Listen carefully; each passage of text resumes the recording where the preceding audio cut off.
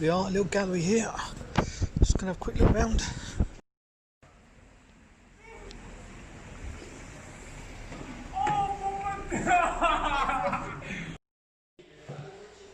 There we go.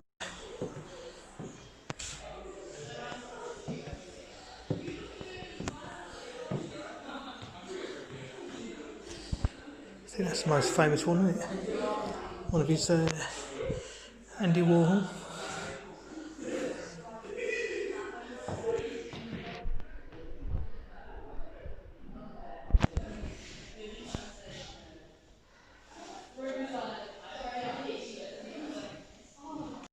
This exhibition starts. Chantel was probably not quite old enough to be a breakdancer in the early 1980s. No. But if she would have been, she would have been wearing Adidas shell-top trainers, a shiny, a Leslie tracksuit. She would have had a baseball cap turned on back to front. She would have been carrying a ghetto blaster and a bit of lino underneath her arm. Why would she have been carrying lino? Kitchen lino, linoleum. She would have rolled it out on the floor and she would have breakdanced on it and body popped. And she would have raised money by asking to put some money into the 1980s.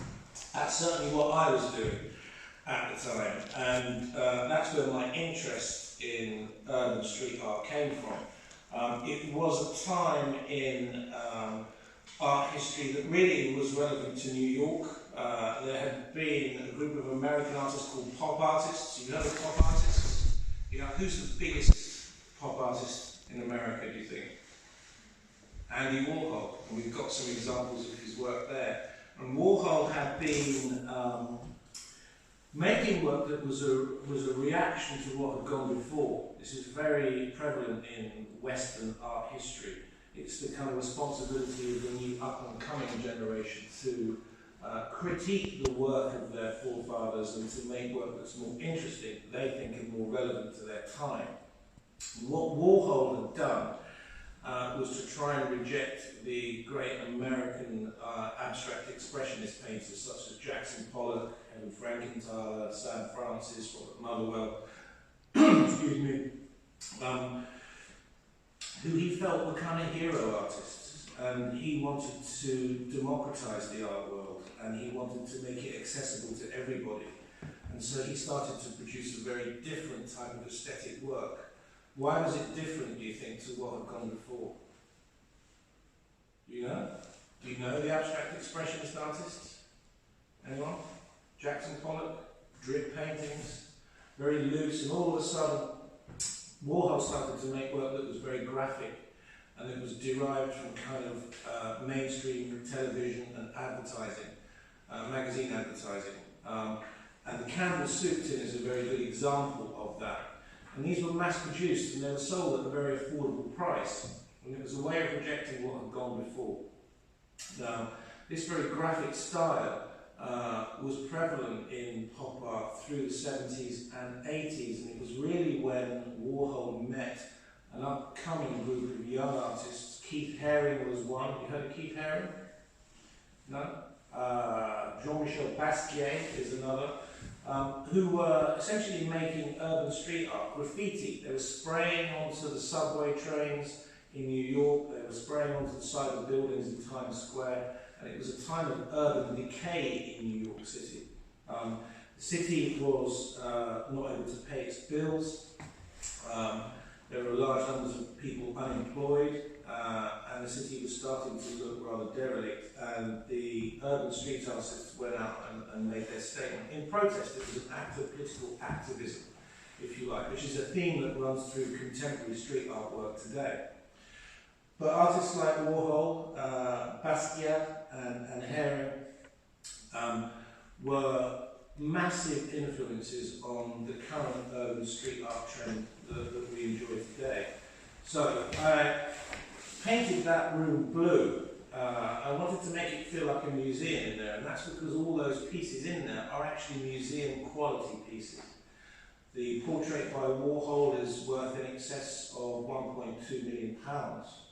The Campbell soup tin that you see in there, which has been sold this week, yay, sold for £40,000, but the Basquiat print, 55, and the Keith Haring prints are in excess of £100,000. So they're all extraordinarily expensive things. They didn't start out like that. When Warhol did his first County Suit Tin exhibition at the Castelli Gallery in 1966, he made 22 suit tin prints and none of them sold. People thought that he was crazy and the critics panned him. They said that the work was terrible, but eventually they came to realise that his work was actually very, very avant-garde. Similarly with Keith Haring, he couldn't get a dealer for ages.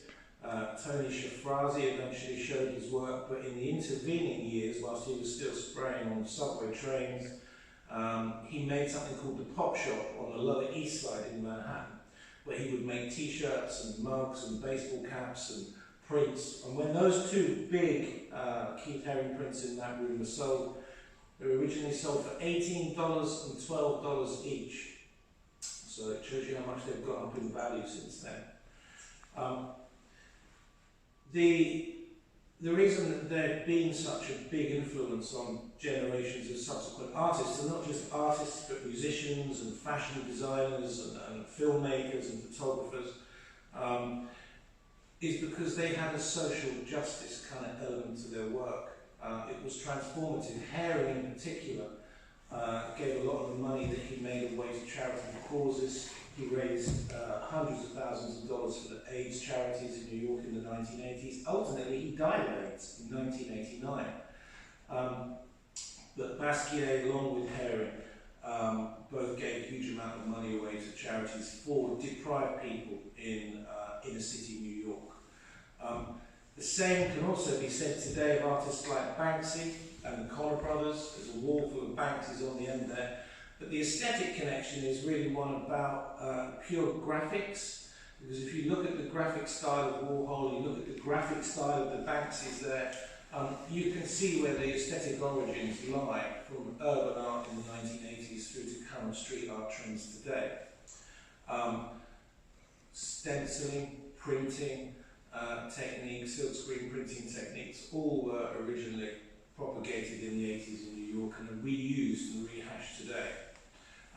The side walls have got examples of current trends in urban street art. We've got artists that are very cool, like Hush, David Shrigley, Pure Evil, Nick Smith, the Connor brothers. So there's some other trends of urban street art, but the overriding aesthetic of the whole show is one of graphic design. It feels like a graphic design show. I've never done a show with as little painting in it as this show. I think the only actual bits of painting, maybe a hand finishes on that Connor brothers print and some hand finishing on this beautiful Harland Miller print here at the end. The rest of it is all very graphic silkscreen printing. You got any questions? Do you understand what I've just said? Does it make any sense? Yeah. Just so that you know, the Banksy's on the end because art dealers always talk about money. When they were printed originally, back in 2004, 2005, 2006, they were made as two types of print. There's a limited edition set of prints which is signed, and there's a limited edition set of prints that are unsigned.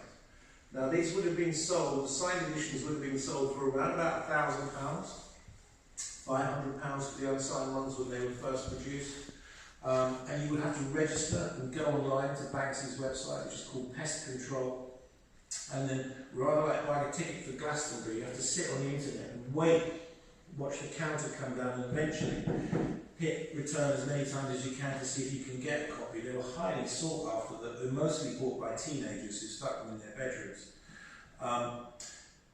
Today, they are the most valuable asset class in terms of the international art market. They've doubled in value year on year. So the orange Nola, which is the little girl holding out her hand, the rain is coming on the inside of the umbrella. When it was first published, it cost £1,000, and we sold that one last week for £225,000. So they're extraordinarily valuable things now to come with Banksy. It's become a bit of a status symbol, which is not always good for art, but they've become they become investment assets. So people are buying them now in the hope that they will continue to go up in value year on year. This is probably not what Banksy would have wanted originally. When he made that orange Nola image as a print, it was actually used to raise money for a disaster appeal. There had been a hurricane in America, Hurricane Katrina, which I think was in 2005. George W. Bush was then the President of America. The hurricane hit New Orleans and parts of Florida, devastated New Orleans with mass flooding.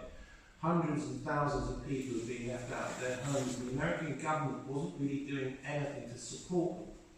So Banksy went there, and on the side of a big hotel in New Orleans, he sprayed that image, but it was about 100 foot high, and it became a symbol of hope for the city.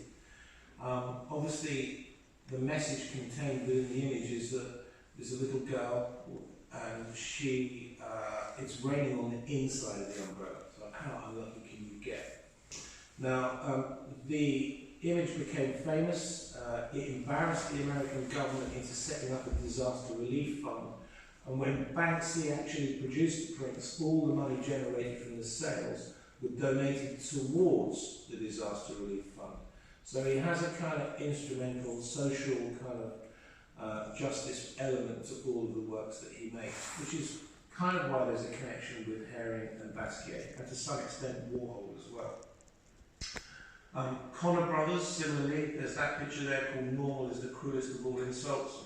The Connor brothers were both drug addicts, men in their 40s now, but they met in rehab 10, 15 years ago.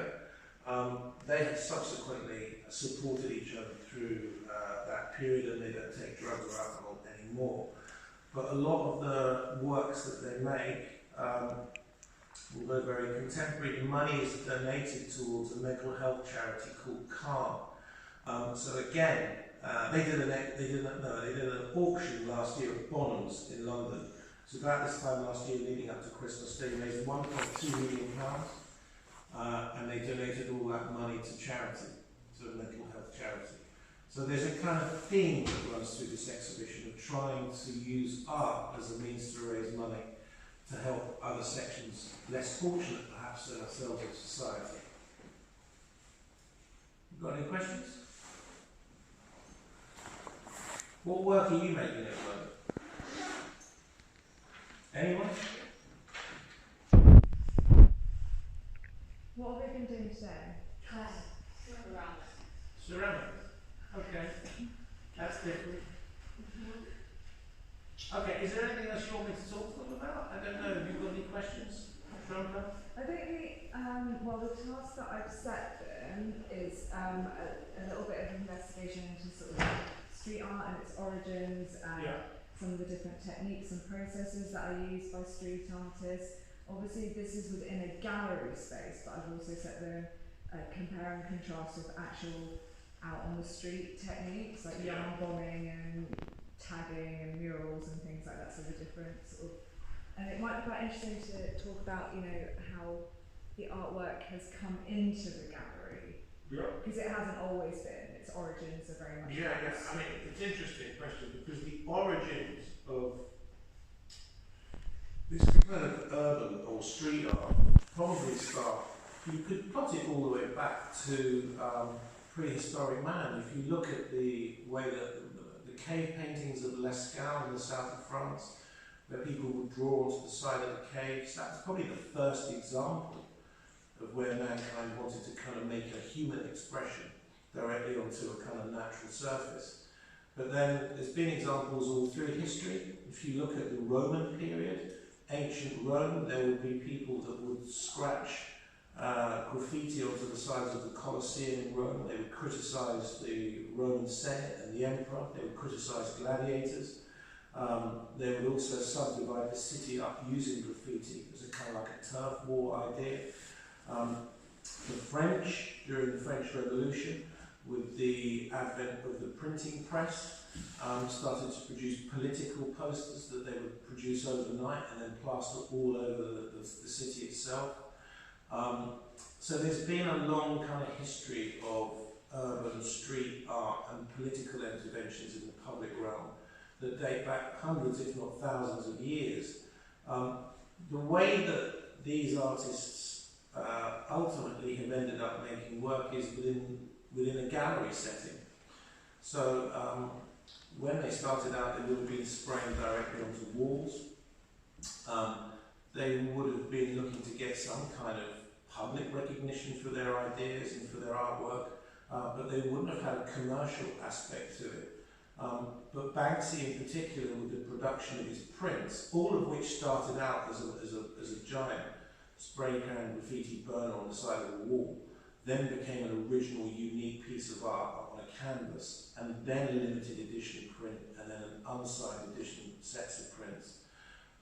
Tells you that the artists like him and all the other ones here felt they had to monetize what they do. They had to make some money from it. It's all very well going out and spraying your message out onto the walls of, say, St Helens, London, New York, wherever, but you're probably not going to make any money doing that, and you're also going to get yourself into some trouble, because technically it's an act of vandalism and can, if you're caught doing it, result in your arrest and prosecution.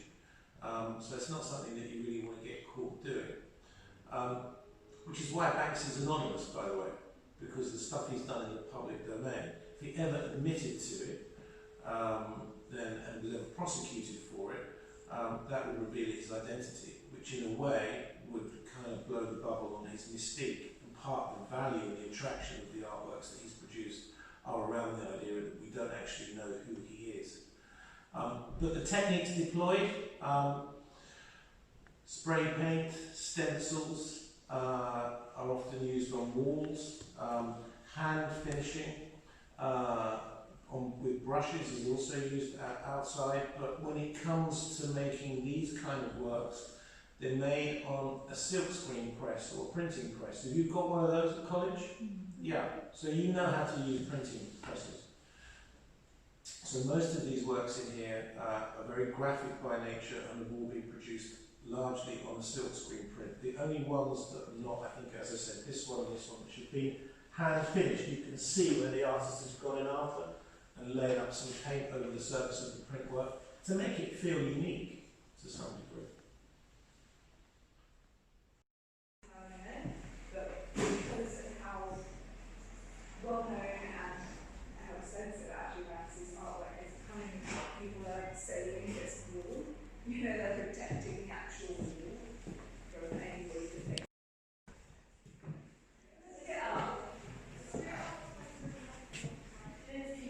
It's popular pretty much everywhere apart from conservative places like this. You see it in like big cities. So there we go, just quickly look round.